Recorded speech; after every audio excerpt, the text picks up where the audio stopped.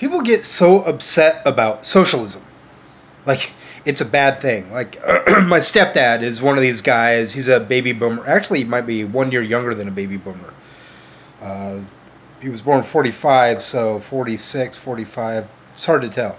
But anyway, he's basically a baby boomer. And he's one of these guys that likes Bernie Sanders.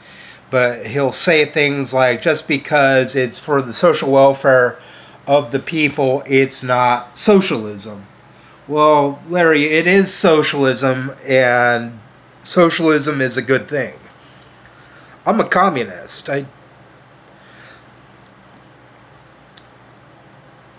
It's democratic socialism, and to understand Marxism, you have to understand that Marxism is an incremental process if it's going to work. If you're just going to jump headlong into anarchism or something, it's not going to work. It's going to cause chaos.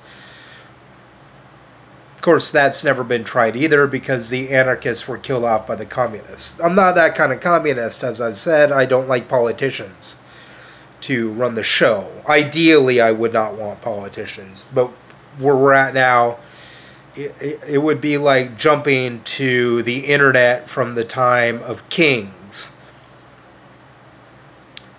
People aren't going to understand this. It has to... Incrementalism is what's going to win the votes, and it's also the thing that makes the most sense.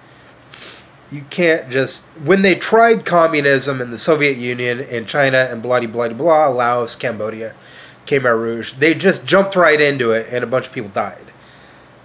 Not saying that capitalism is better. People will bitch and moan about communism. Oh, yeah, it killed 100 million people. Oh, capitalism kills 50 million a year. And has for hundreds of years. And I don't think that our understanding of communism is all that great. Because a large part of what causes what caused the economic collapse in the 1990s in the DPRK, North Korea, was the fact that we dismantled the Soviet Union, and that's where they were getting half their money from.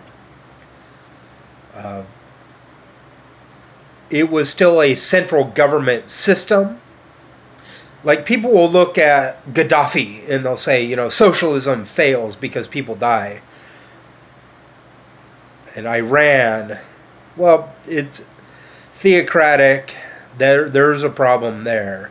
Iran is not really too terrible on the world stage. They haven't attacked anybody in like a century or more until they get provoked. And I'm not saying I agree with the religious sentiments of it, but don't they have like good health care in Iran? Don't they have pretty good health care in Cuba? Sure, Castro was up there smoking his cigar, living a great life, and that's usually what happens when you institute communism too quickly, is you get the inner party and everybody else suffers while the party members are the ones in charge and they're the ones that live the fat life, which is not really all that different from the corporate capitalist system now. The problem is small government. You know what I mean? Like there's too few people in charge. Like Fidel had ultimate. Che Guevara was a mass murderer. And I'm not saying that like General MacArthur wasn't. Socialism is not bad. You look at things like Yugoslavia and Kosovo and like these military juntas where socialism was instituted too quickly. What Karl Marx said was, when the technology is sufficient, there's no real need for a centralized power structure. He went into automation and talked about how if things are automated, we won't really have to work because the robots will do it all. And all the good ideas will just come from kind of just kicking it, smoking weed, and then like instituting those ideas. He didn't say that exactly, but what he said was, you know, after a while, there would be no need for a central government, which would be true communism.